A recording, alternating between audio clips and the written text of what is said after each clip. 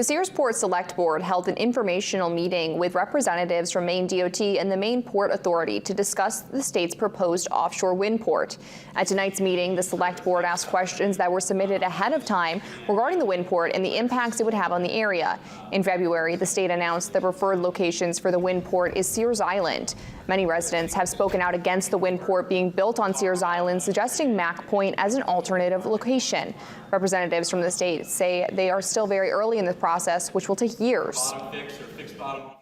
Local people should be listened to in this process and heard that we really need to have an undeveloped island to go to. And for the animals and plants, you know, we talk about carbon sequestration.